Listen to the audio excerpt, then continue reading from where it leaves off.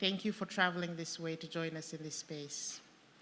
We are gathered here today on the homelands of the Lenape peoples who, due to centuries of colonialism perpetuated by genocide, forced displacement, and systemic oppression, are dispersed throughout the United States and Canada. We honor the current, past, and future generations of the Lenape people and their inherent wisdom and roles as stewards of these lands. As settlers and visitors to this land, we affirm their leadership and their presence. My name is Sala Tisongo, and I'm the Director of Advocacy with the Unitarian Universalist Service Committee, an organization that advances human rights and social justice by partnering with those confronted by oppression and injustice. The USC is very privileged to be in partnership with the Pacific Island students fighting climate change, who is the leading organizer for this side event. We'd also like to acknowledge the Alliance for Climate Justice Advisory Opinion, who is also co-leading this event with us. The title for this side event is Sailing for Climate Justice, a multi-stakeholder perspective on the campaign for an International Court of Justice advisory opinion on climate change. The campaign began in 2019 when 27 law students gathered in a University of the South Pacific class on environmental law and decided to write letters to their leaders requesting their support on an initiative that would tie climate change and human rights to the world's highest court, to the International Court of Justice. The International Court of Justice Advisory Opinion Campaign, or ICJAO campaign, seeks to clarify the obligations of states to protect the rights of current and future generations from the adverse effects of climate change. And core to what the campaign seeks to advance are the principles of climate justice, intergenerational equity, and human rights. Since 2019, the campaign has grown. In September 2021, the Government of Vanuatu announced its intention to seek an advisory opinion from the ICJ, which then made it to the agenda of the 77th UN General Assembly meeting, where it'll be tabled for a vote. And that's just happening down the street, folks. Earlier this year, the campaign saw the support of the Caribbean community, the Organization of African, Caribbean, and Pacific States, and the Pacific Islands Forum, building the momentum for the vote at the 77th session. A global alliance for climate justice advisory opinion has also formed to support the campaign, which comprises more than 1,500 civil society organizations from across the world. I think that we can all agree that from a small seed that was planted in a classroom on an island far, far away from here, that it's truly amazing to see where this is today. This journey is symbolic of a waka.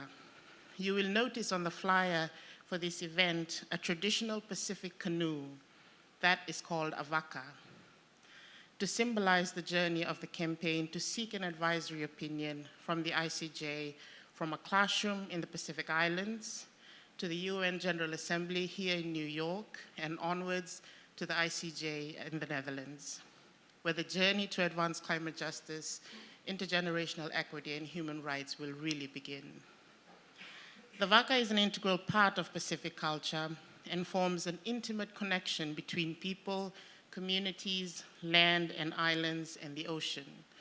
Our ancestors sailed the seas with a waka, relying on their traditional wisdom and skills to traverse vast oceans, which, as we know, can be calm and tumultuous at the same time, with uncertain risks and dangers, and yet they survived and thrived. The waka is also a source of sustenance, a symbol of empowerment, and so it is only befitting that the waka symbolize this journey, the journey to take the world's biggest crisis to the world's highest court. We'd now like to invite you to watch a short video by the world's Youth for Climate Justice that captures their reason and hope for the campaign.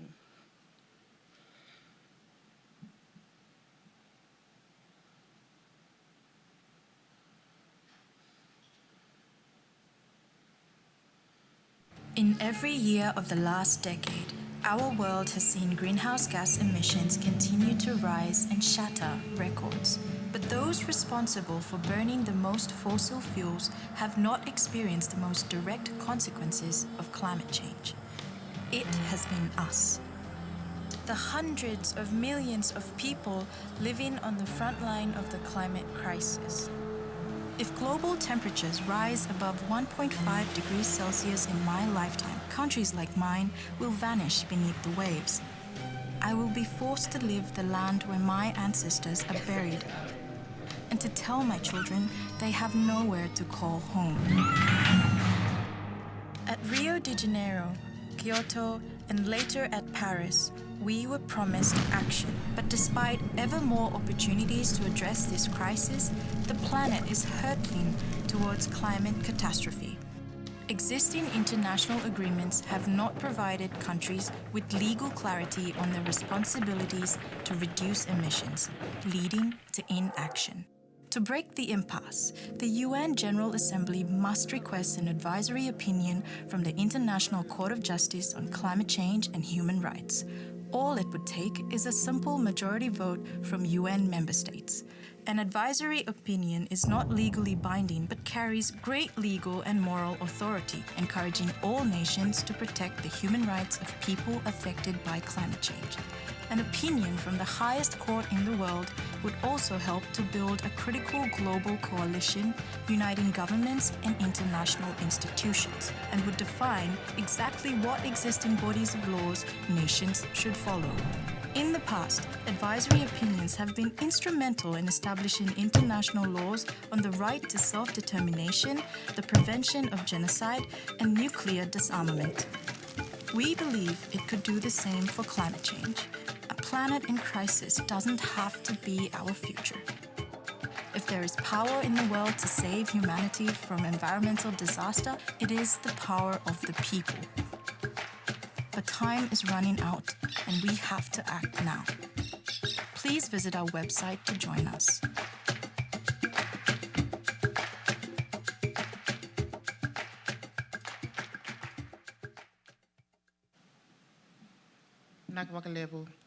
It is now my honor to invite the Honorable Arnold Keel Lofman, the Attorney General for the Republic of Vanuatu, to provide his keynote address.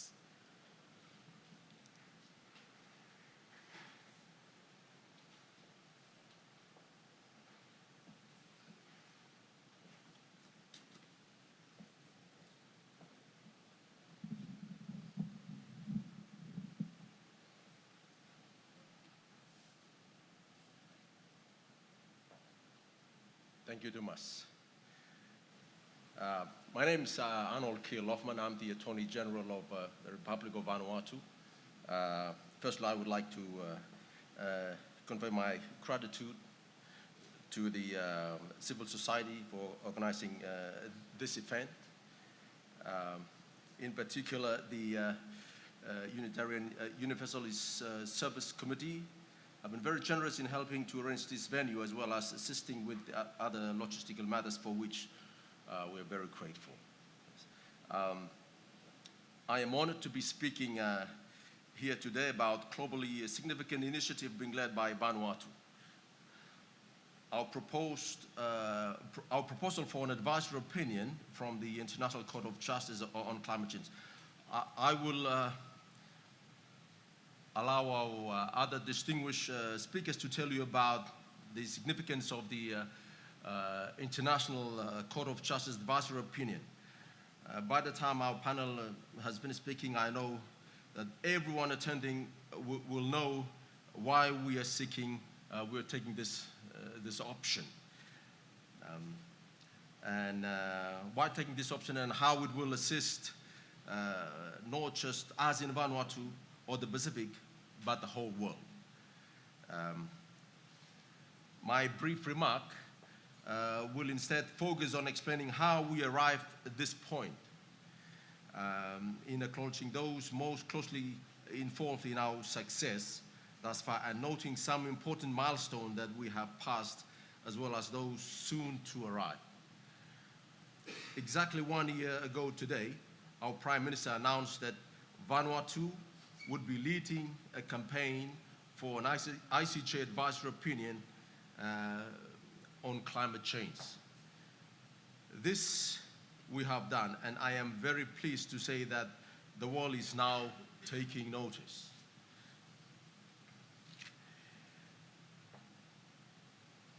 Then in June, the Organization for African, Caribbean, and the Pacific States at the 14th session of the Council of Ministers endorsed Vanuatu's proposal. And more recently, in July, the 51st meeting of the Pacific Island Forum leaders called on the UN General Assembly for a resolution requesting the International Court of Justice to provide an advisory opinion on the obligation of states under the international law to protect the rights of present and future generations against the adverse impact of climate change. In all, 81 UN member states have, through the regional representative bodies, indicated support for an ICJ advisory opinion on climate change. Our work as a whole of government team, inspired and supported by civil society, has taken us a long way towards achieving our goal. We are proud of what we have done thus far, even though the most important few months lie ahead of us. I would like especially to recognize and acknowledge the outstanding work of our permanent representative, Ambassador Mr. Odo Devi, and the staff here in New York. You will hear from one of the ambassador's staff, Kevin Chan, shortly. Very importantly, I must also acknowledge the original driving force behind this campaign. The leaders of the Vanuatu Climate Action Network and the Pacific Island students who first brought the idea, their dream of taking the world's biggest problem to the world's highest court, to the Pacific leaders at the 2019 Pacific Islands Forum meeting. As we say in Vanuatu, one big fella thank you to us, to the Vanuatu and Pacific civil society organizations that are now united behind Vanuatu government ICJ campaign. Now, Oxfam has joined the alliance, and I am looking forward to hearing from the esteemed speaker from Oxfam a little later on today.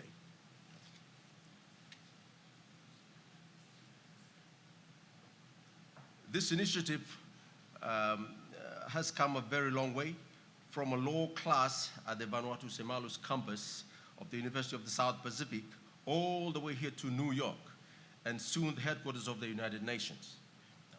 Just a few days ago, the civil society activists took canoe and sailing boats onto the East River to make their calls for climate justice heard, loud and clear by the leaders and diplomats from around the world who are meeting at the UN headquarters. And then they sail on to the Statue of Liberty. Looking at photos of that public demonstration, I see that the Civil Society Alliance have chosen a new Vanuatu sand drawing in the design of a traditional Pacific foraging craft as their logo and theme. Sand drawing is an ancient art unique to Vanuatu that was in 2008 included at UNESCO representative list of intangible cultural heritage of humanity. The drawings are made directly on the ground, in the sand, or volcanic ash, or clay. Using one finger, the drawer traces a graceful composition of geometric patterns. This is not merely a unique artistic tradition. It developed as a means of communication among the members of some 80 different language groups of the central and northern islands of Vanuatu. A vital rule in sand drawing is that once the artist's finger first touches the ground, it cannot be lifted away until the drawing is completed. The campaign for ICJ advisory opinion on climate change is in this way like an incomplete sand throwing. We have our collective finger in the sand, and we are partway through our task, and we will not hold or pause our efforts until we have completed what we started. And when it is finished, this will be a global sand throwing that will communicate a message to all of humanity that the climate crisis is a human rights crisis, and there is a moral and legal duty to protect the rights of the vulnerable, the unheard, the forgotten, and more importantly, our succeeding generation. Traditional navigation is another appropriate symbol for our ICJ advisory opinion campaign. For thousands of years, Pacific peoples led the world in navigating across vast expanses of the ocean, with only their knowledge of the stars, the winds, and the currents, and the waters to guide them. Climate change now threatens even this. You all know how climate change wreaks havoc by causing cyclones and typhoons, droughts and wildfires and rising seas. In 2015, a single cyclone Pam, caused damage costing as much as 64.1% of Vanuatu's GDP. And that damage was caused in a matter of hours. You all know, but perhaps you have not considered how climate change is impacting us in thousands of less obvious ways. For our navigators and canoe builders, the changing climate means that even the winds and currents and waves are changing. Our traditional knowledge is interrelated with our land and the seas, and even this climate change is threatening to take this away. But we in Vanuatu will not be passive victims. We will do everything we can to defend the human rights of our people, their right to food, to clean water, to safe housing, from every threat, including one like climate change, to which we ourselves have contributed so little. We welcome and are greatly heartened by the resolution of the General Assembly, overwhelming majority adopted on July 28, recognizing that the clean, healthy, and sustainable environment is a universal human right.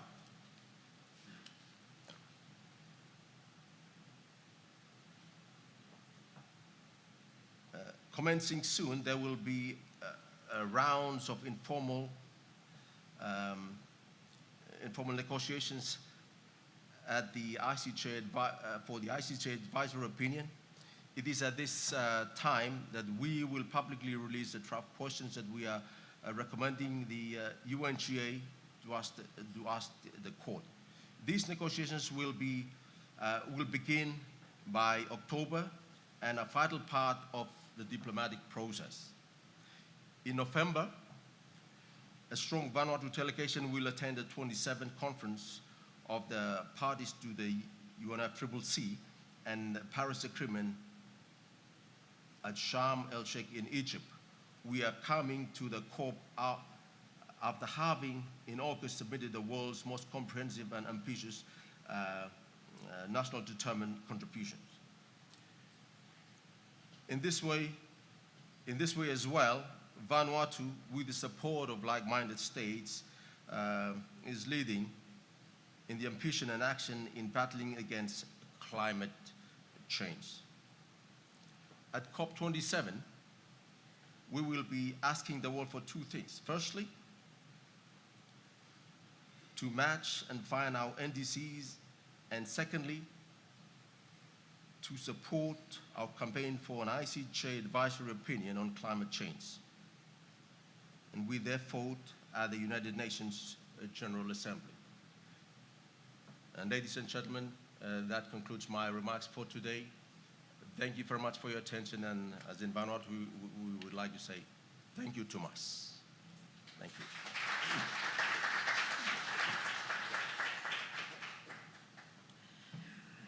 Vinakavakalevu, Honorable Luffman, and thank you for reminding us that this campaign will not only support the people in the Pacific, but it'll serve the rest of the world.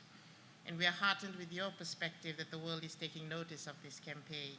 One big fella Tumas to you, Honorable Luffman, to the mission of Vanuatu, to the people of Vanuatu, for carrying this work forward on behalf of us all.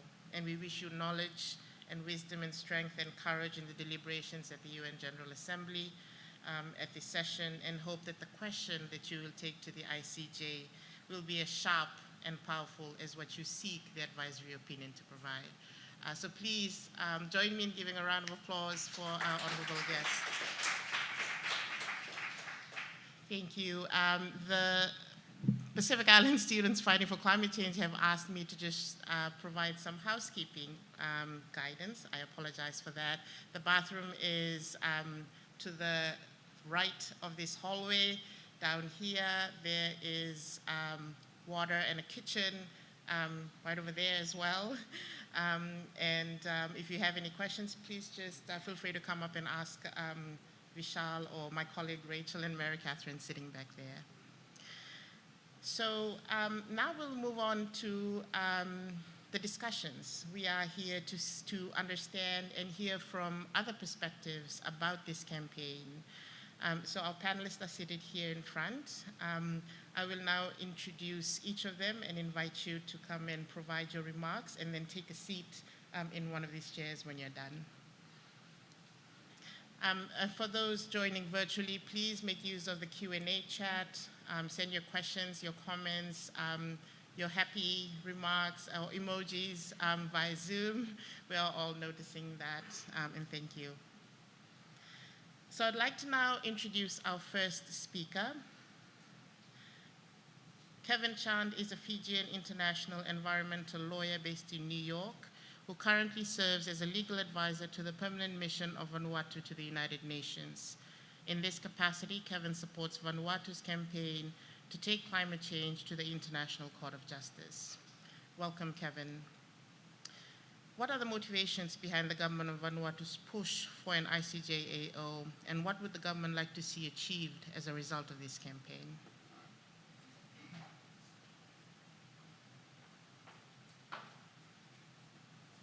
Hello, everyone. Thank you for having me. To the organizers, it's a real pleasure to be here today. I'm a huge fan of PISFCC. I first met them last year at COP26. They're a very inspirational group. They come out from my alma mater, the University of the South Pacific, and it's really great to see big things coming out from the Pacific and led by the youth of the Pacific. In terms of answering the question, what are the motivations of Vanuatu to bring in an ICJ advisory opinion to the International Court of Justice? Oh, this is well, too close. I think this links to the origin story of PISFCC. In the Pacific, there's,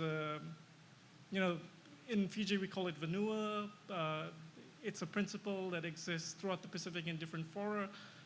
In different forms, and it talks to the connection between humans and the connection to the land, the ocean, and a sense of stewardship over these resources, but also a sense of community.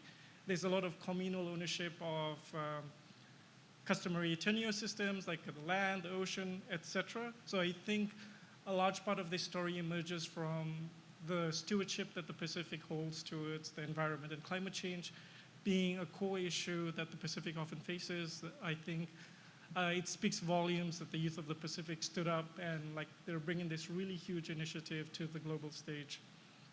So I think Vanuatu listening to the youth is, I think, the main motivation, but then sort of looking, passing through this a little and looking at the current climate change regime. The Paris Agreement was a momentous occasion in the development of international law around climate change and regulation. But I think one of the things we have to recognize is the severe limitations that it has.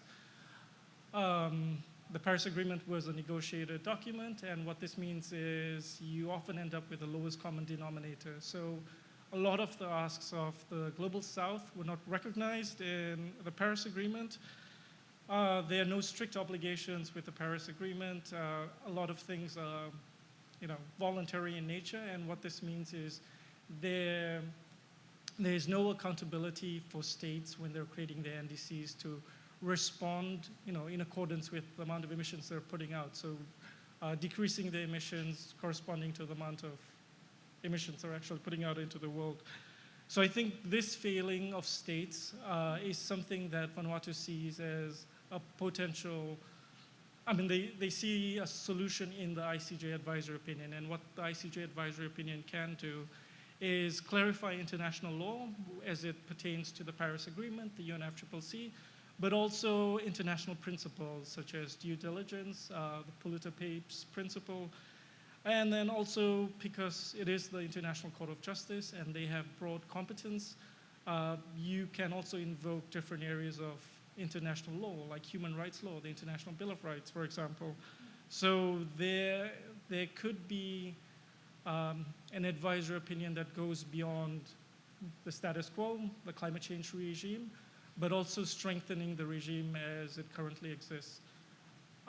My role here in New York as the legal advisor to the permanent mission of Vanuatu is to support Ambassador Odo Tevi, who is Vanuatu's special climate envoy on climate change, and he's one of the lead proponents of the ICJ advisory opinion here in New York. And our role is to build on legal strategy, political strategy, getting countries to sign up to this initiative. So when we bring forward our agenda item before the General Assembly, we have the requisite number of supporters that would allow this to go forward.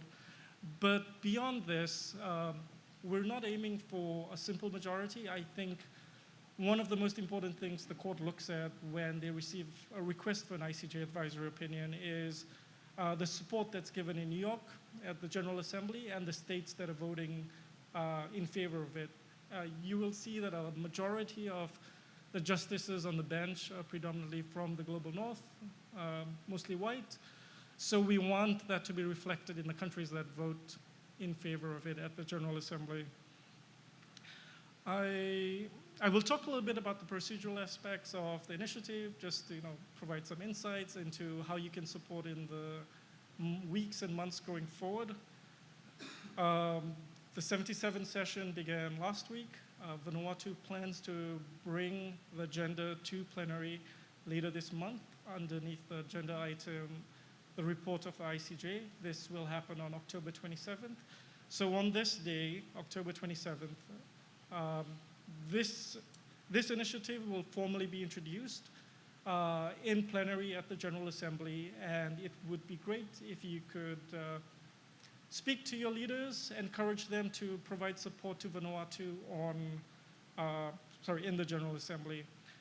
This is also the moment when, soon after this moment, this will be when the draft resolution becomes publicly available.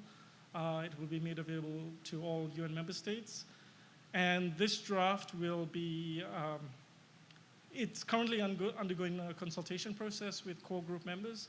So members of the UN who are friends to the ICJ advisory opinion, they're actively inputting into the draft resolution, providing feedback, and we are iterating based on the comments to make this as inclusive as possible.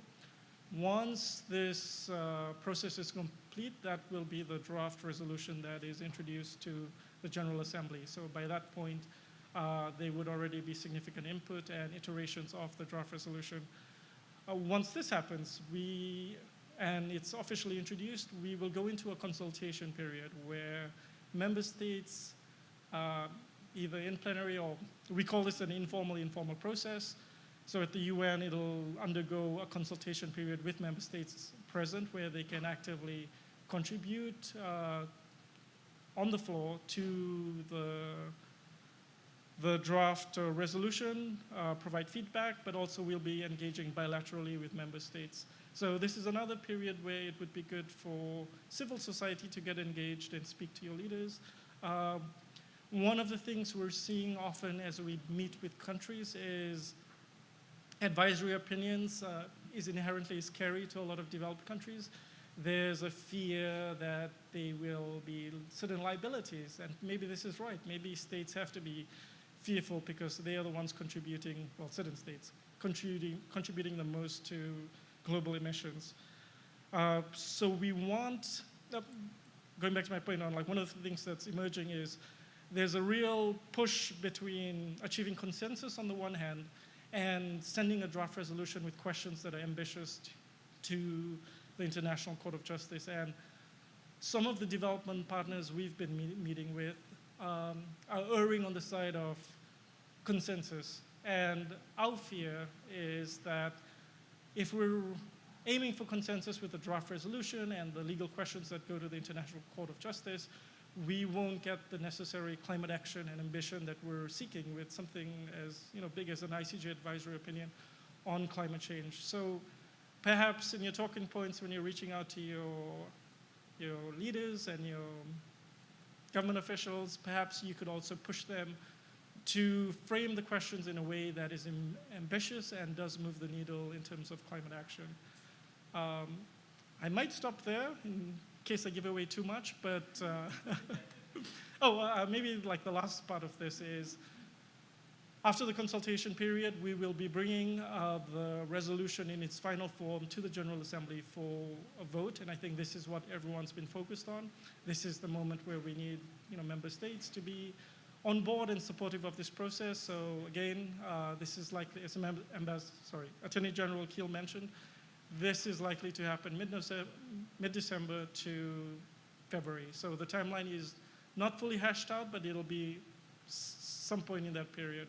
And we look forward to your support. Thank you very much.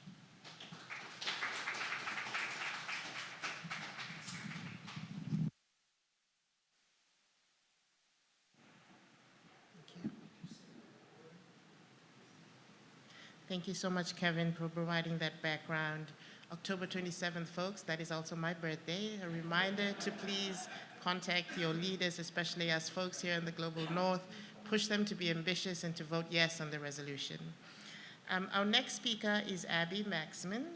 As President and CEO of Oxfam America, Abby Maxman seeks to create a future that is equal. She mobilizes people and resources worldwide to make positive social change and to provide life-saving support to people in crisis. Welcome, Abby.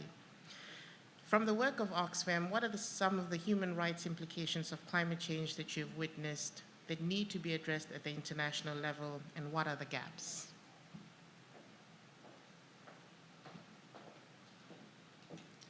Thank you so much, Salote, and it's just great to be together here with my co-panelists and all of you joining, whether you are virtual or in the room. It's great to be in the room, admittedly, after too long. Today, I will be talking about a combination of things: the devastating effects and cost, human costs of climate change, the failures of government to adequately respond, and how the International Court of Justice can help fill these gaps. First, I really want to spell out the devastating effects of climate change on the world's most vulnerable populations. Last week, I was in Somaliland, visiting Oxfam and our partners' work in the region. And I saw the toxic cocktail of climate, COVID, and conflict in stark relief. This combination and the impacts of climate change are posing existential threats to people's lives and livelihoods. Pastoral livelihoods, people have evolved over time, their whole history and ancestry and identity under extreme threat.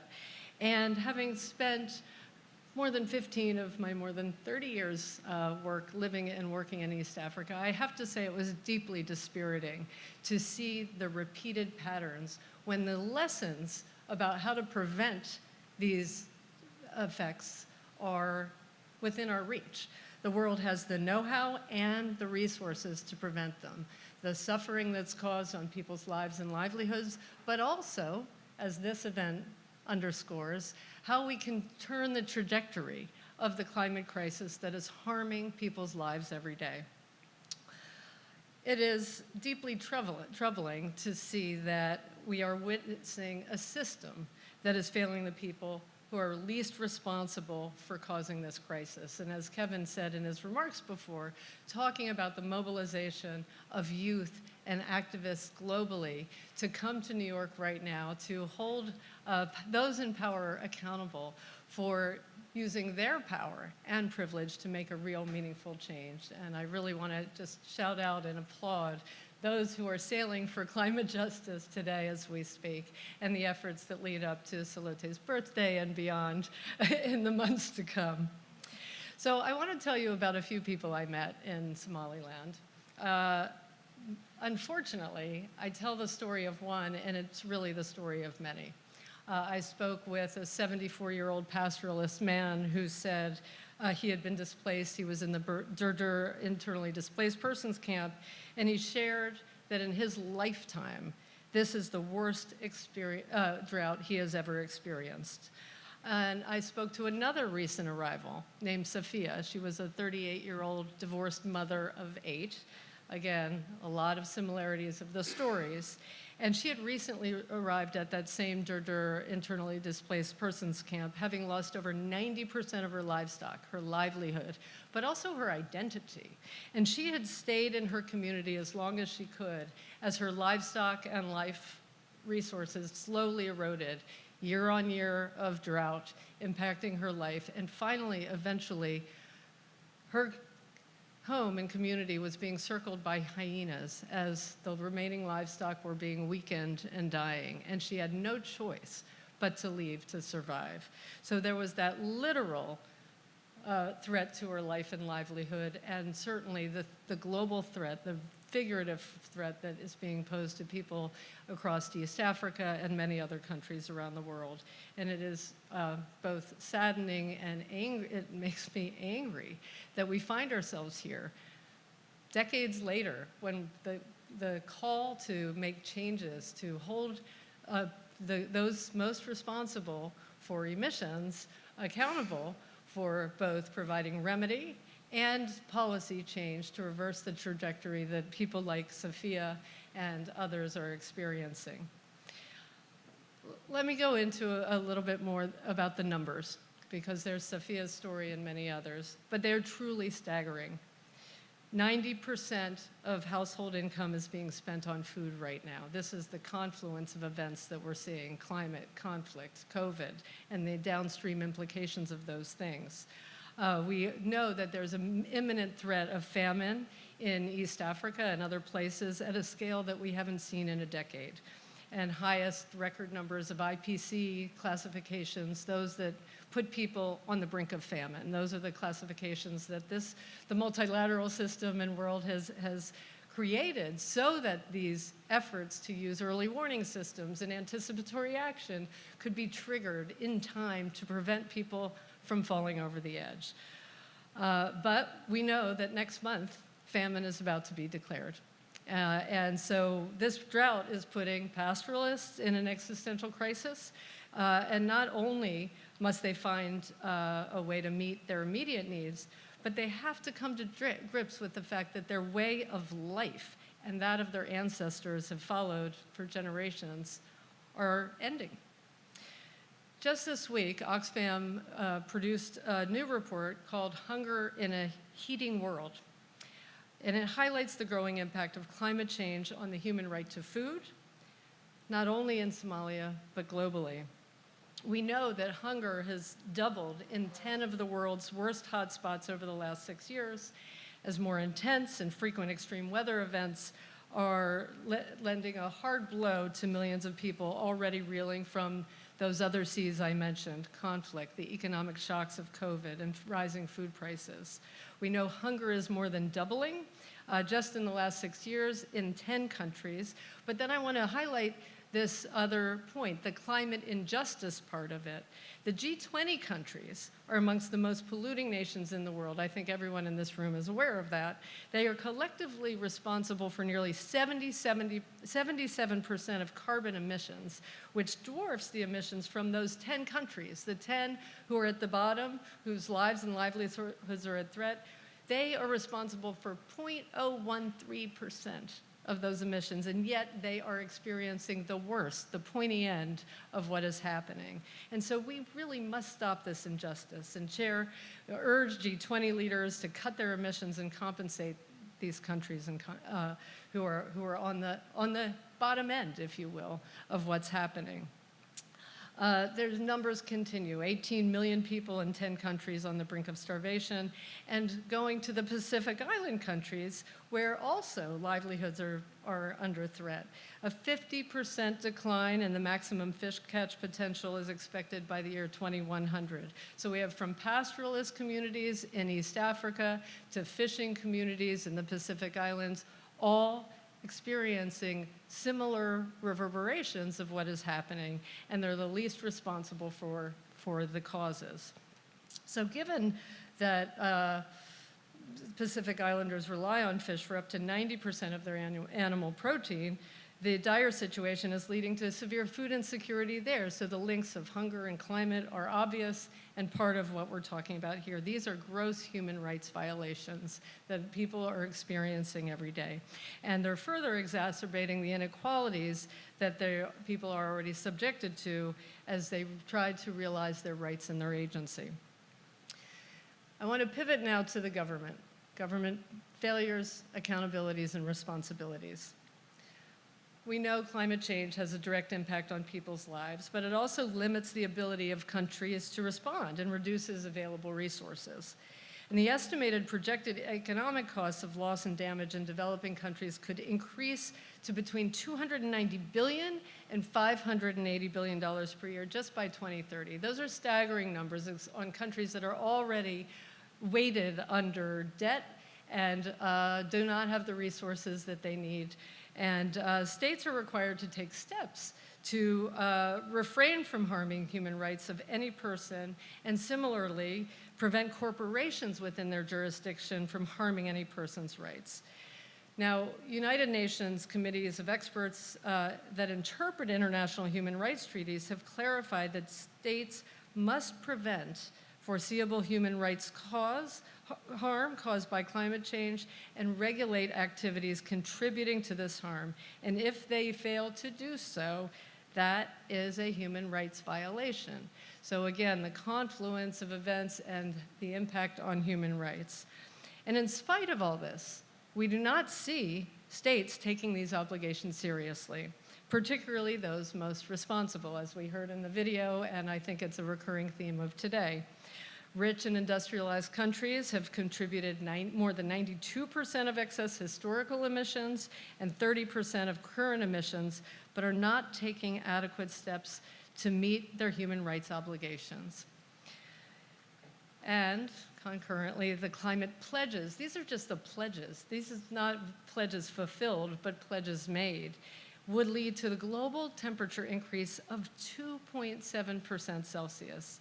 So around the world, we continue to see richer nations failing to take pledges that reflect their responsibility and obligations. And if they were serious, to give some examples, they would be taking every feasible step to replace fossil fuel use and extraction with renewable energy, and to reduce the consumption of energy, energy-efficient measures.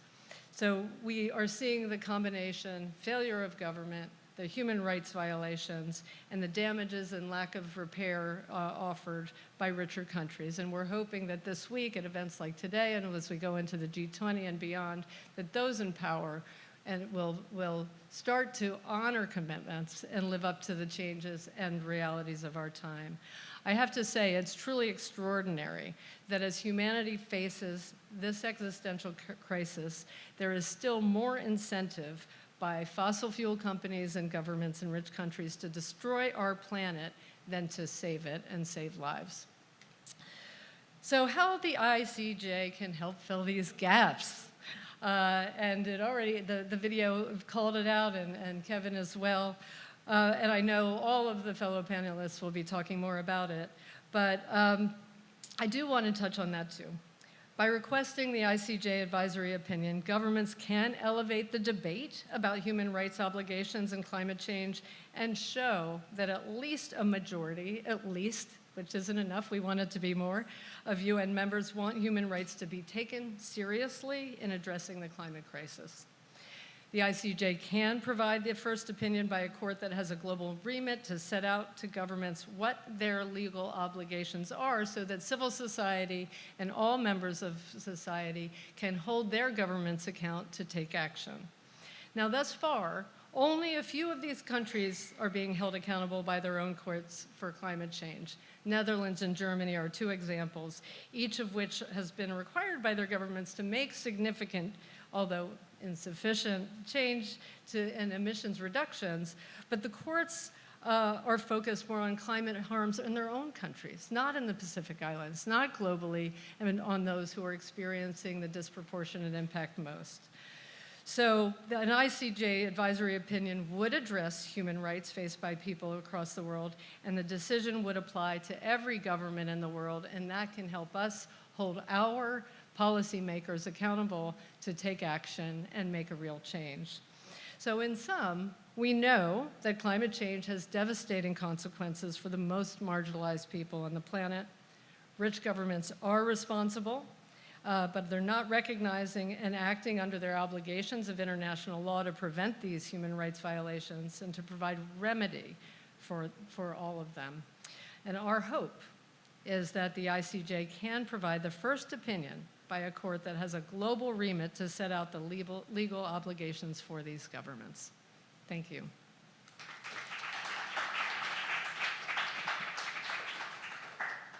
Thank you so much, Abby, for sharing your experiences about the work that Oxfam does and the communities that are facing climate crisis, and for also reminding us that communities face multiple threats. Like Abby mentioned, in Somaliland, it's not just climate change, it's also COVID and conflict, multiple crises that many of the communities also in the Pacific and around the world are facing. I'd like now to introduce our next speaker, Dr. Maria Antonia Tigre, who is currently a Global Climate Litigation Fellow at the Sabin Center for Climate Change Law at Columbia Law School. Dr. Tigre is also the Deputy Director of the Global Network for Human Rights and the Environment, where she works with scholars and practitioners in the region to study the interface between human rights and the environment.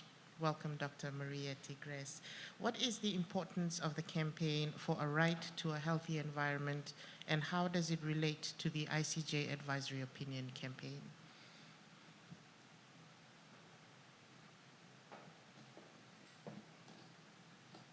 Hi, everyone. Thank you very much. It's really a huge pleasure and a privilege for me to be here and to share a little bit of my work and my knowledge with and how it intersects with this campaign.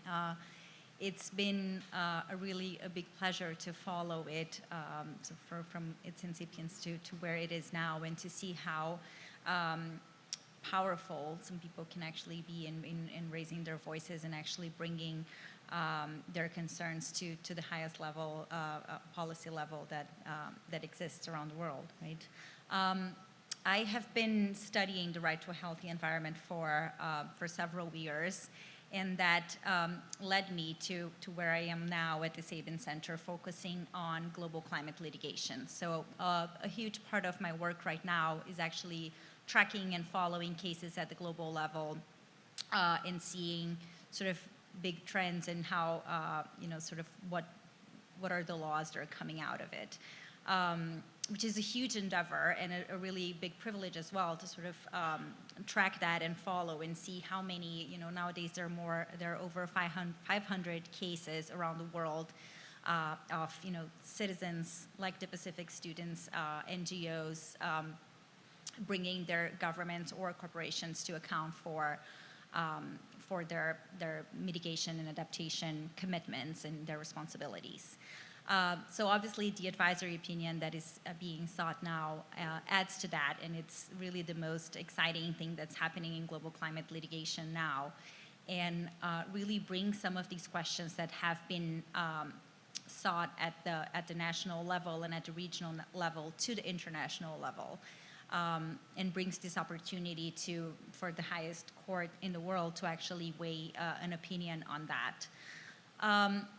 So I wanted to talk a little bit about sort of that general trend of global climate litigation, and obviously the question that I was asked to answer here and how that intersects with the campaign to recognize a right to a healthy environment at international level, which was the topic of my PhD thesis. So it's something that I followed for several years through many sort of twists and turns and disappointments at times, and obviously the work of too many people, the Special Rapporteur on the Right to a Healthy Environment, the one who has that appointment now, David Boyd, and John Knox, who was there before him, and so many people campaigning at the international level and going back to their governments as well to sort of make that a reality, right? So, you know, how the Attorney General alluded to that, obviously last year,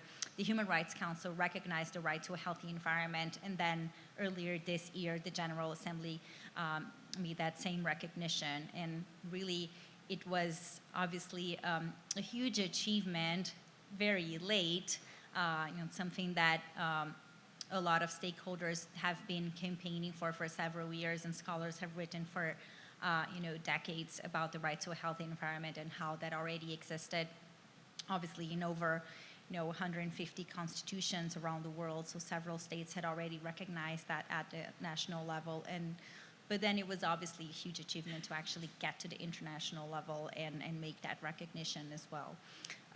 It was passed really by an overwhelming majority, a lot more than people expected. And I think that's very significant for this advisory opinion for multiple reasons. I think, first of all, that it shows that states may actually be ready to consider the question that is being posed now on the responsibility of states related to climate change. And obviously are paying more attention to environmental damage and climate change around the world. I think it's obviously in the news all the time, and it's affecting countries, the global north and the global south. So if that's what it's needed to actually bring that to their attention, it is what it is, right? So it's having that effect on other countries as well. It's important too. So I think having that recognition and makes the climate change discussion really clear that it is a human rights issue. If there still was any question about that. There has obviously been several studies and seen by so many of the effects of the human rights effects, like were mentioned already here today on climate change, it's very significant, having the effects on food, on water, on so many human rights that were previously recognized, obviously on the right to life, on cultural and traditional knowledge as well. But having that recognition of the right to a healthy environment really brings it to another level, and makes it brings the environment to the discussion of human rights and to the laws of human rights, so that it can actually be considered under that realm. So it's the discussion of whether international environmental law and human rights are separate issues is no longer there. So that recognition makes those two sort of separate fields of law be united and can be considered together. So I think for that reason, it's very significant that before we reach the point of having this advisory opinion considered by the ICJ, having that recognition of the right to a healthy environment at the international level is important. Bringing it back a little bit to the climate litigation piece of it, there have been several courts around the world that have recognized responsibilities of states to mitigate and adapt to climate change based on human rights, and including the rights to a healthy environment.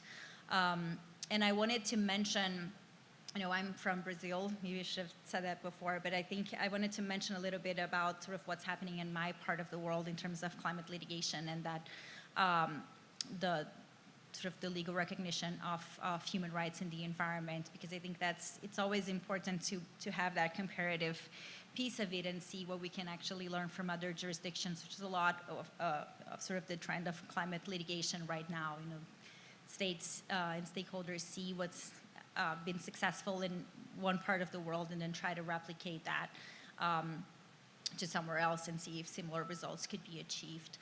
So in 2017, the Inter-American Court of Human Rights issued an advisory opinion as well, you know, like it's being attempted right now at the ICJ on human rights in the environment. So the right to a healthy environment, something that was not recognized by the American Convention, which is sort of the convention that they were assessing. But the Inter-American Court actually recognized that right to a healthy environment as part of that realm of human rights that was adopted and assessed by the American Convention in extension, based on different interpretations. And so that was a recognition made by the court. And in that advisory opinion as well, specifically analyzed the extraterritorial responsibilities of states for environmental damage. So really saying that there is an extraterritorial responsibility and that states have obligations based on that right to a healthy environment, but also on other human rights, as well as on international environmental principles and customary international law. So I think there's a lot that can be learned from that advisory opinion. It was very progressive, and it was the first time that extraterritorial responsibility was actually acknowledged in such a way for environmental damage, and obviously that applies to climate change as well. And I think it's really sort of the root of what that north-south dimension on climate responsibility can actually come from. A lot of the vast majority of the cases that we have right now in climate litigation are trying to get their own governments accountable. There have been attempts at the Committee on the Rights of the Child, so at other bodies as well. But obviously, this is the first time that big question on state responsibility is actually going to be asked. And I think that north-south dimension and the responsibility towards, obviously, island states and developing countries is very important. And just to sort of finalize to see how that type of advisory opinion, like was issued by the Inter-American Court of Human Rights, can actually have an impact at the national level. Like I said, I'm from Brazil. I think everybody knows that Brazil has the Amazon rainforest, which is really important for the whole world in terms of climate mitigation, which has not been very well protected, especially in the past couple of years. And it's a country that has really had a lot of backlash in terms of the environmental obligations and climate change commitments that the country has made. So it used to be sort of in the right track, and now it isn't anymore.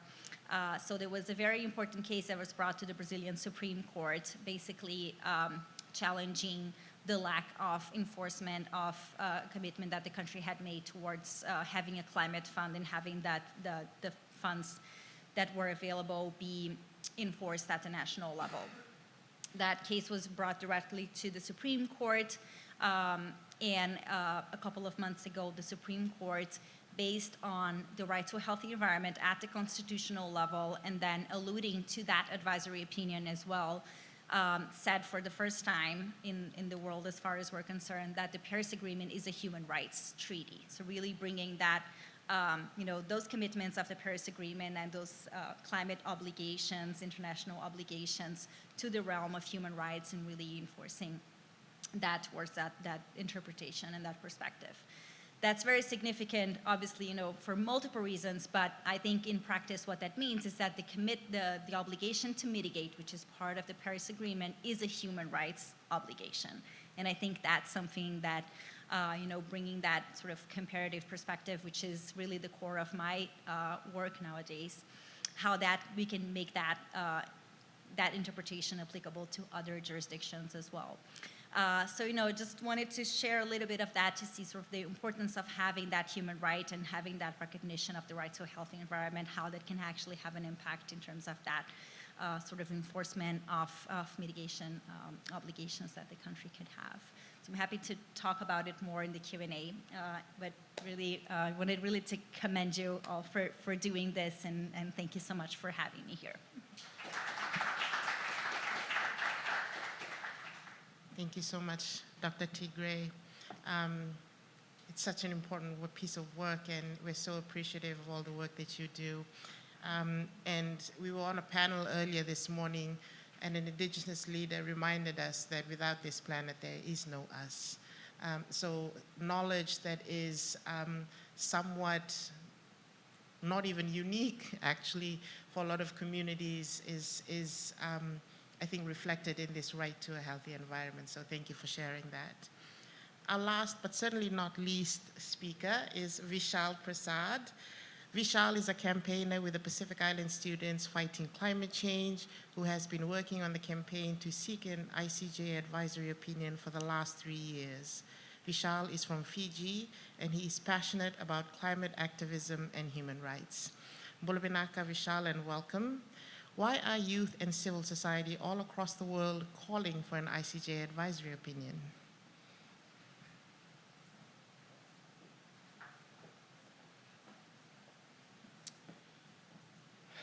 Thank you, Salote, for that, and very good afternoon to everyone.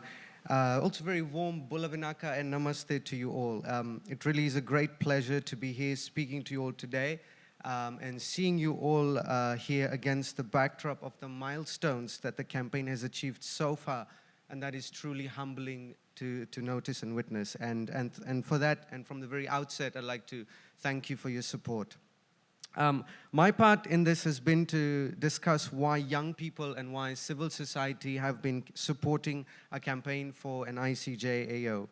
This campaign began in the Pacific by students, by youth, and has been led by youth, and is now part of an alliance of global CSOs.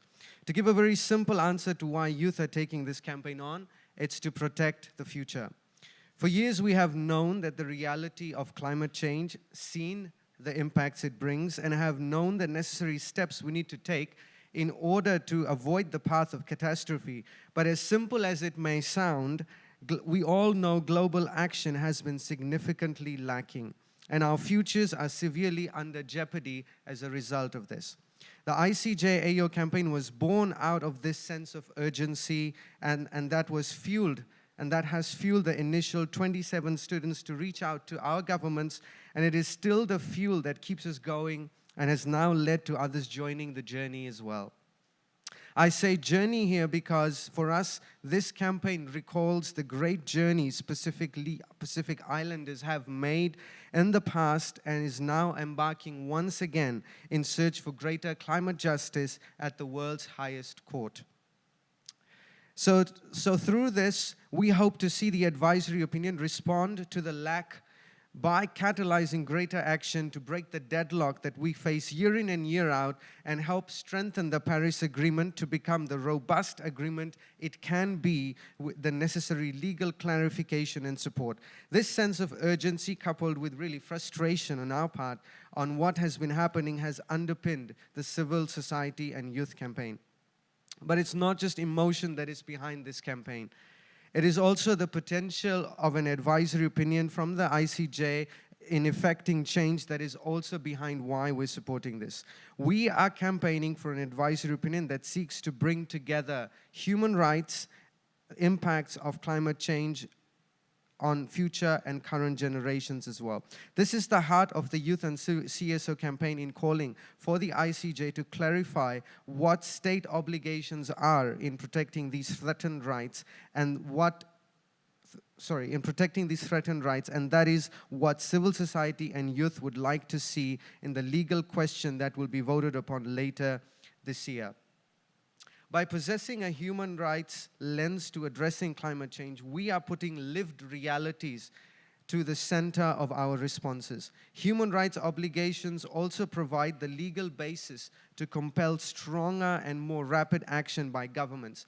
They highlight the moral high ground we stand on, and it is a forward-looking approach that focuses on the future and avoids naming and shaming, and therefore is more likely to gather support, and human rights also have more potential due to being inalienable. And it is not just the human rights dimension of this campaign that explains youth support, but also the idea of intergenerational equity that is attached to this campaign. We are not just fighting for the rights of people now, but for those who come after us in a bid to ensure that this planet remains habitable and a kind home for many to come after us.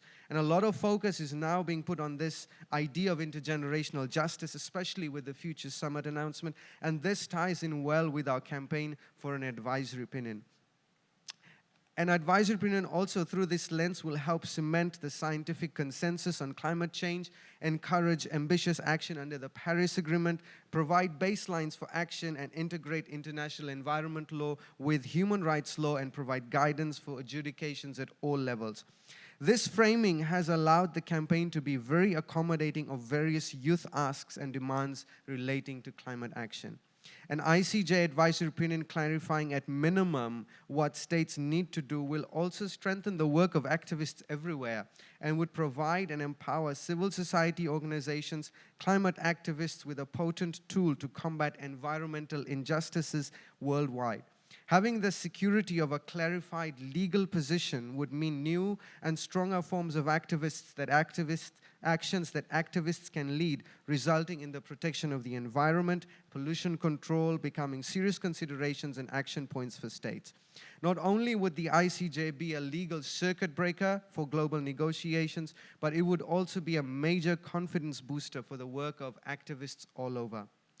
Perhaps no better example of this would be the Alliance for a Climate Justice Advisory Opinion, which is a congregation of more than 1,500 CSOs from around the world which have come together to work strongly and actively on the advisory opinion campaign. Finally, we all agree that climate change is a whole of society issue, and as a result, there must be a whole of society response to it. International law and our courts must also be brought in to respond to the crisis at hand. As we juncture into the critical decade of action, we need an all-hands-on-deck approach because the storm we are in demands this. But this is not all doom and gloom. And I think this is another reason why we're supporting the campaign. While not a silver bullet, the ICJAO does bring hope because it is a specific campaign with a very precise call to action that has the potential to bring meaningful and tangible results. Our colleagues at the World's Youth for Climate Justice describe ourselves as stubborn optimists. And in truth, amidst all that is happening around us, we choose to retain our stubborn optimism that through an ICJ advisory opinion, we can be a lot closer to responding to the climate crisis. And that is why we're here today, and that is why we will continue to champion this cause. Thank you, and Vinaka.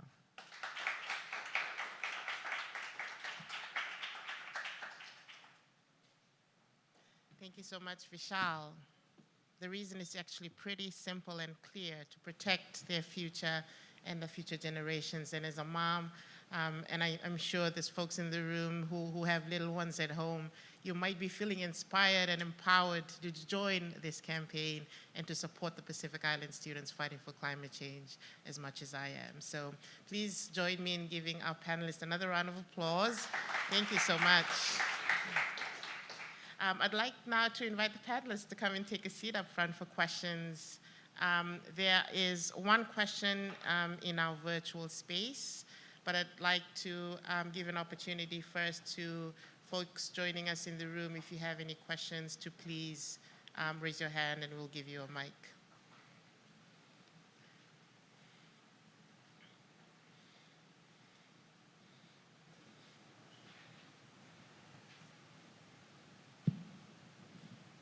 You are also amazing, by the way. I could not process a lot of the things that were mentioned, so there's a question at the back. Can I take that? Rachel. Thank you so much. She's sitting at the back over there.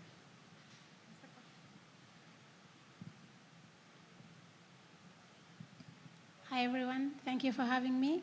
So I'm a youth delegate from Sudan. And I just want to know, I care, of course, about Pacific Island, and I hear that early this year, some countries, including one of the Pacific Islands, have declared an emergency, climate change emergency. So what does that mean? I'm sorry. And how can I help as a youth from a different country, but also suffer from climate change in a different way?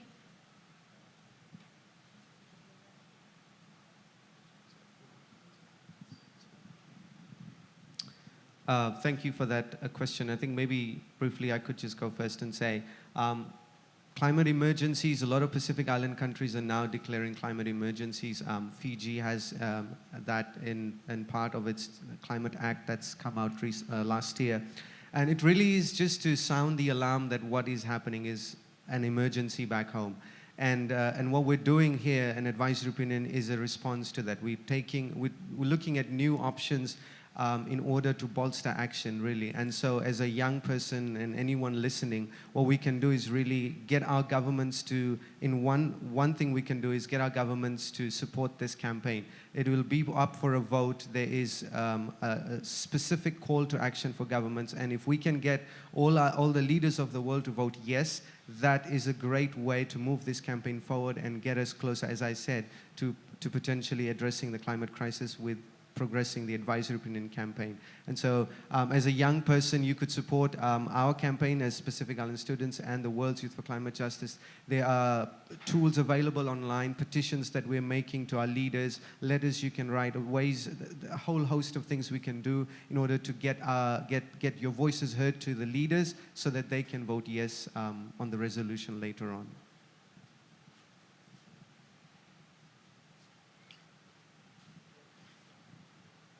Thank you, Vishal. Thank you. My question is to Dr. Maria Antonio. It's very interesting to hear what you said.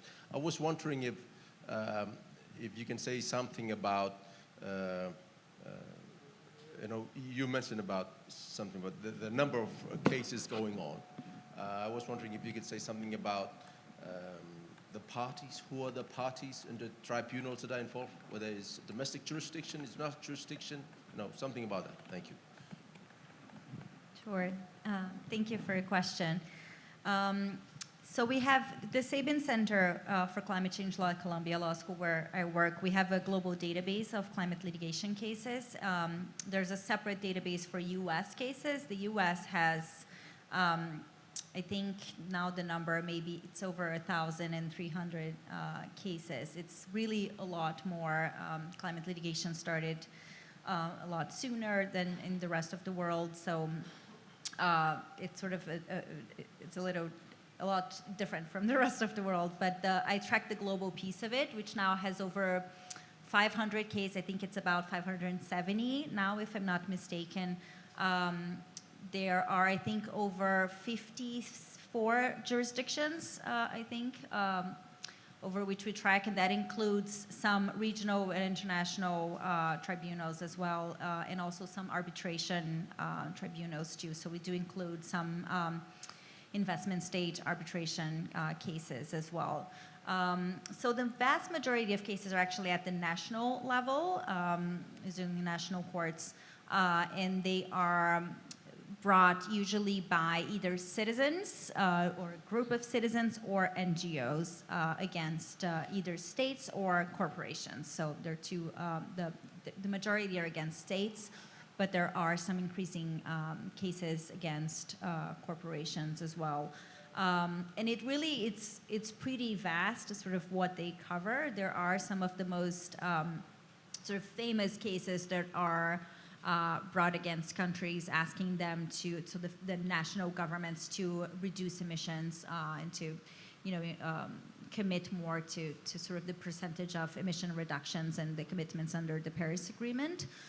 So the case in the Netherlands, which is very famous, the one in Germany, which is similar, and sort of Italy. There are several sort of that framework type of cases. But there are also like a lot of different types of cases as well.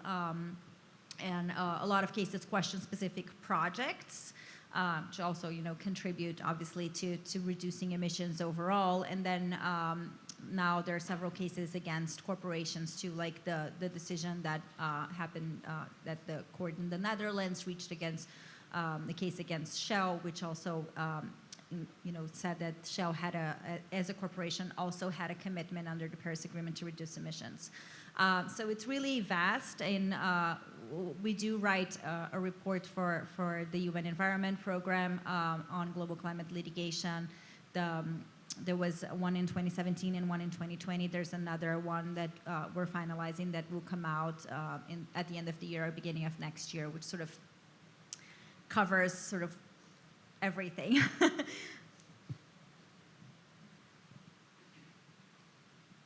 Thank you so much, Dr. Tigre. Do you have any other questions from the audience?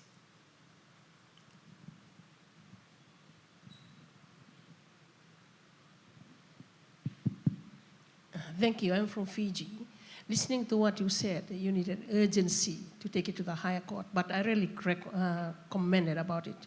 From myself, I came from very remote Pacific Islands, right in Laos. And what I experienced after 16 years, I went back there, it's half of our coastal has been eroded so fast. To my point, how urgent, if they say yes tomorrow, or what time they'll say yes to the UN, how long are you going to solve our problems? Because most of the remote islands are quickly sinking like Tuvalu. If we wait for another 5 or 6 years, I don't know, we were all right on top of the sea. That's where I come from. How urgency is one of I experienced from my island, a very dramatic hurricane that been striking us, and the coastal boundaries have been eroded so fast. How can you help us? Thank you very much. Naka. Kevin, would you like to respond to that in terms of the timeline of the process? Does this work?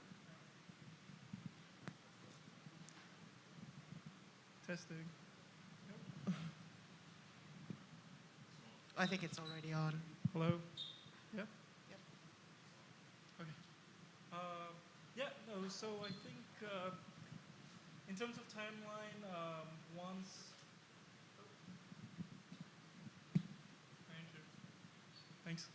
in terms of timeline, once the General Assembly votes for the resolution and it passes, shortly thereafter it's transmitted by the Secretary General to the International Court of Justice, and then proceedings begin. This case seems like there will be, because this is such a big global issue, there'll be quite a lot of interest from numerous states. So there's the likelihood that it will be quite maybe a year or two. It could vary. But having said that, the impacts of climate change, they're here, they're upon us. There's just not one silver bullet that would solve it. I think several folks have mentioned it. Vanuatu has taken on several other initiatives that work in parallel. One is ecocide, amending the Rome statutes to list ecocide as a criminal offense under the Rome statutes, and this is one way to address the wanton destruction of the environment. Beyond that, there are other initiatives that are going on to bring similar cases, like the ITLOS case. That's something that is proposed by Antigua and Barbuda and Tuvalu. They've created a commission of small island states which has the mandate to request an advisory opinion from ITLOS, and this is something that perhaps could speak a little to your issues of eroding coastlines. What are the legal consequences of this under the Law of the Sea Convention? But there are a host of other solutions at play. I'm sorry, I don't have a very clear answer for you. Litigation takes a while, and perhaps one of the outcomes of this can be, I don't want to say restitution, but something along the line. Maybe not from the ICJ, but in subsequent fora. I hope that was helpful.